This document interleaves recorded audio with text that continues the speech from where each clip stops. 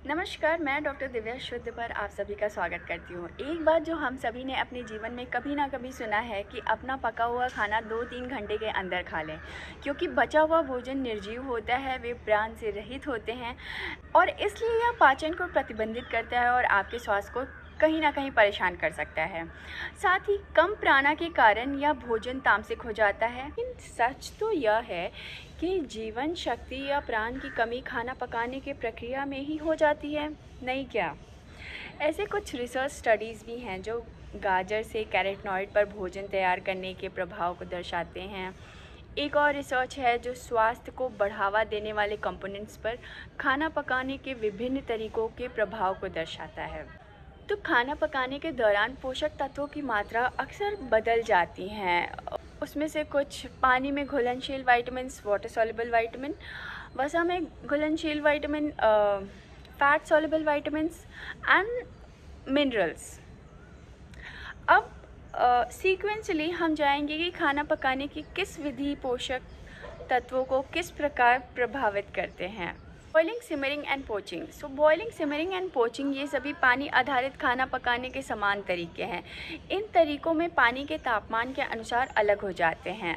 पानी आधारित खाना पकाने के तरीकों से पानी में घुलनशील विटामिन के सबसे अधिक हानि होते हैं। हालांकि ओमेगा 3 फैटी एसिड पर बहुत कम प्रभाव पड़ता है, जैसे कि मछली को उबालने से, तलने या माइक्रोवेव करने के तुलना में ओमेगा 3 फैटी एसिड की मात्रा काफ़ी अधिक सुरक्षित हो जाते हैं। दूसरा, सेकंड, ग्रिलिंग एंड ब्रॉयलिंग।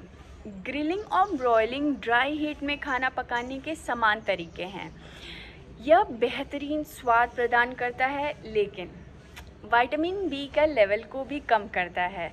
इसके अलावा ग्रिलिंग से संभावित रूप से कैंसर पैदा करने वाले पदार्थ उत्पन्न हो जाते हैं। Third, microwaving. माइक्रोवेव करना खाना पकाने का एक आसान, सुविधाजनक और सुरक्षित तरीका है। खाना पकाने में कम समय लगने के कारण अधिकांश पोषक तत्व भी सुरक्षित रहते हैं इससे। Roasting and baking.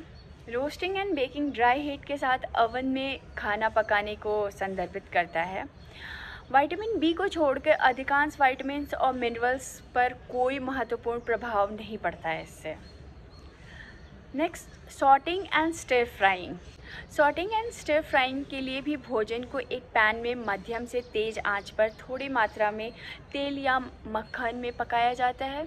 यह फैट सॉल्युबल विटामिन और कुछ प्लांट कंपाउंड्स के एब्जॉर्प्शन में सुधार करता है, लेकिन ये सब्जियों में विटामिन सी की मात्रा कम कर देते हैं। फ्राइंग। तो फ्राइंग में भोजन के बड़े मात्रा में फ़ैट, आमतौर पर तेल, हाई टेम्परेचर पर पकाना होता है।